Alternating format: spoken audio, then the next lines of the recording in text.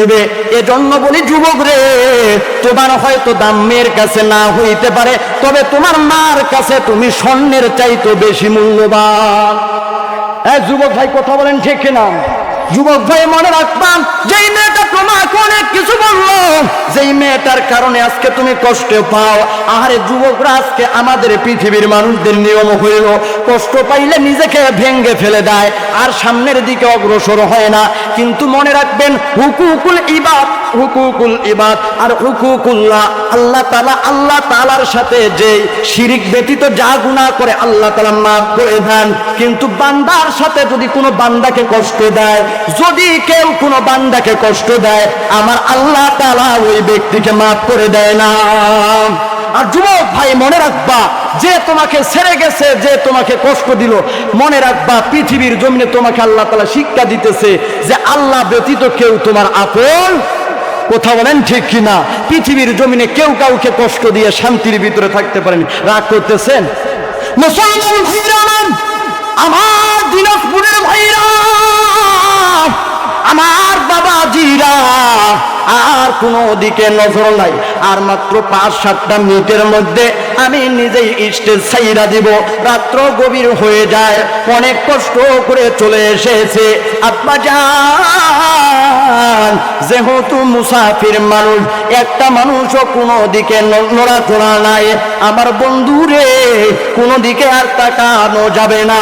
আমার আল্লাহ পাক, আমি যে আপনাদের সামনে সূরাতুল বানী ইসরাঈলের ছোট্ট একটু আয়াতের অংশ তেলাওয়াত করেছি, আমার আল্লাহ তাআলা জানাইয়া দেয়, ওয়া ক্বাদা রাব্বুকা আল্লা তা'বুদু ইল্লা ইয়াহু ওয়া বিল ওয়ালিদাইনি ইহসানা।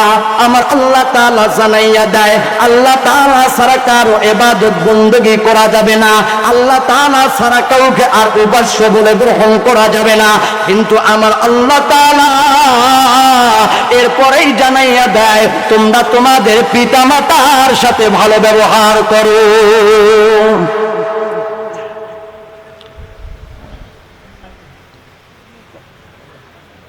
আর মাত্র হায়াত অল্প, তারপরও যান মুসলমান ইমানদার, কোন দিকে নজর নাই। দেখেন তো দেখেন, আমার আল্লাহ তাআলা বলে দিলেন, তোমরা তোমাদের মাতা পিতার সাথে ভালো ব্যবহার করো। আহারে, আপনার আমার মায়ার নবীজি জানাইয়া দেয়, আপনার আমার মায়ার নবীজি জানাইয়া দেয়, আল জান্নাতু তাহতা আকদামুল উম্মাহাত, মায়ের পায়ের নিচে হইল জান্নাত। আহারে, নবীজি জানাইয়া দেয়, হুমা জান্নাতুকা হুমা নারুকা।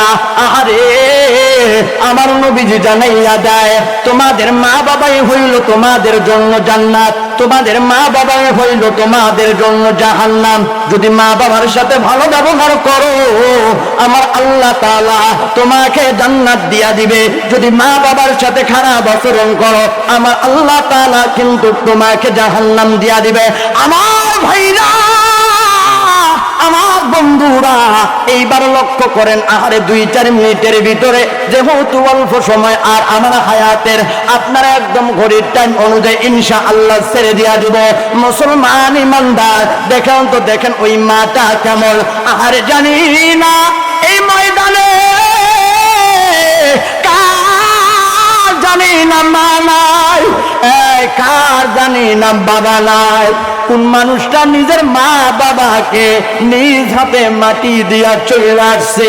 আহারে, যার মা নাই, যার বাবা নাই, ওই মানুষটার মতো দুঃখী কেউ নাই।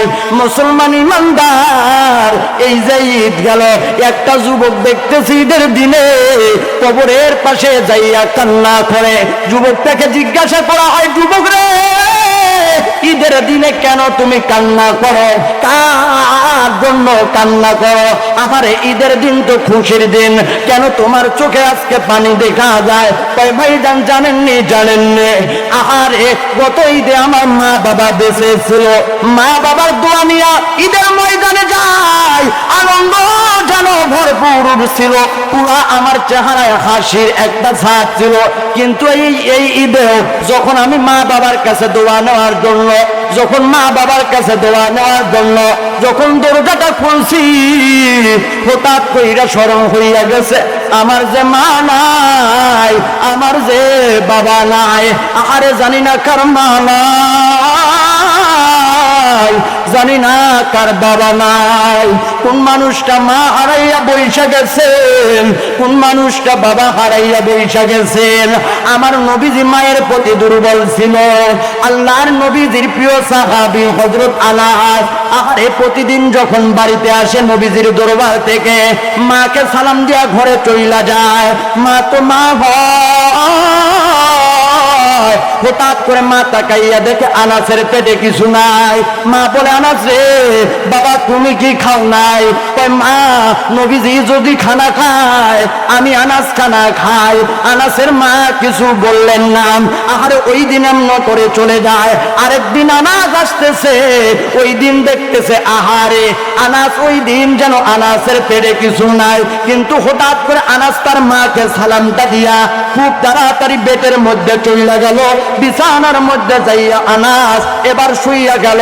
মাকে আর কোনো কথা বলে না, কিন্তু মা তো মা হয়,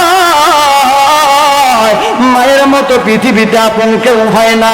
আহা বনে থাকে বন বাদুরি, বাচ্চা থাকে বুকে, সন্তান ভুলে না মায়ে থাকলে হাজার দুঃখে। আহা বিদেশেরই পাশে কারো সন্তান মারা যায়, দেশের মানুষ না জানিতে জানে তাহার মা। আহারে ওই দিন আনাস রাদিয়াল্লাহু তাআলা আনহু হঠাৎ করে একটু কাপড়টা উঁচু করেছে, মাথা খাইয়া দেখে আনাসের মা কি যেন আনাস পেটের মধ্যে বাইজা বাই ছোট ছোট কি যেন বেঁধে রাখছে। এবারে ডাক দিয়ে বলতেছে, বাবা রে এ বাবা কি ব্যাপার? আজকে হঠাৎ করে দেখতেছি পেটের মধ্যে কি। তুমি কি জানো না রে মা, আমি নবীজির দরবারে থাকি। এ মা যখন বাড়ি চলে আসতেছি হঠাৎ করে তাকাইয়া দেখি নবীজি কেন জানি পাঞ্জাবিটা উঁচু কইরা কি যেন বাঁধতেছে। আমি দৌড়িয়া গেলাম, যাইয়া দেখি নবীজি কি যেন বাঁধে। যাইয়া আবার নবীজিকে বললাম, নবী গো এগুলো কেন বাঁধতেছেন? কই আনাস রে তুমি কি জানো না আমাদের বাড়িতে আজকে 3 দিন যাবত চুলায় আগুন জ্বলে না। আরে আনাস আমি নবীজি ক্ষুধার যন্ত্রণা সহ্য করতে পারি না, আমার পেটের মধ্যে ক্ষুধা লাগিয়া যায়। আহারে নবীজি বলেন, আনাস রে এই জন্য পেটে পাথর বাঁধি, এই ছোট্ট ছোট্ট পাথরের যে ঠান্ডা আছে আমার পেটটার ক্ষুধা একটু নিবারণ করে দেয়। বলে মা গো এই জন্য আমি আনাস ও পেটের মধ্যে পাথর বাঁধছি। আনাসের মা বলে, বাবা যাও যাও নবীজিকে বলো আমাদের বাড়িতে দাওয়াত। নবীজি খুব তাড়াতাড়ি সংক্ষিপ্ত বলতেছি মুসলমান, আল্লাহ নবীজি প্রিয় নবীজি এবার আহারে যখন দাওয়াত গ্রহণ করে আনাসের বাড়িতে চলে আসে। আনাস খানাটা মুখে নিছে, খানাটা যখন মুখে আহারে নবীজি যখন খানাটা মুখে নিছে, এবার আনাসের মা বলতেছে, নবী গো ও নবীজি আপনি যদি কোনো মনে না করেন তাহলে আমি একটা কথা বলতে পারি। ও নবীজি যদি আপনি কিছু মনে না করেন আমি একটা কথা বলতে পারি। ও নবীজি আমি আনাসের মা একটা কথা বলতে পারি। দেখেন না আমার আনাস প্রায় আপনার দরবার থেকে আসে কিন্তু কোনো খানা নাই। রাগ করতেছেন? আমার সময় শেষ, আসলে প্রধান মেহমান চলে এসেছে। আমি আর কোনো জায়গায় যারা ইউটিউব ফেসবুক দেখেন ভাইয়েরা আমার অনেক ওয়াজ শুনবেন।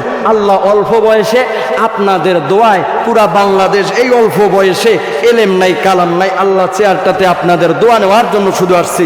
আল্লাহ তাআলা ইজ্জতের মালিক, সম্মানের মালিক। আল্লাহ তাআলা যদি আরো কোনোদিন নিয়ে আসে দেখা করায়, আল্লাহ তাআলা সেই দিন সুন্দর করে কোরআনের কথা শোনাবো। আজকে আপনারা কি রাগ করলেন? রাগ করলেন?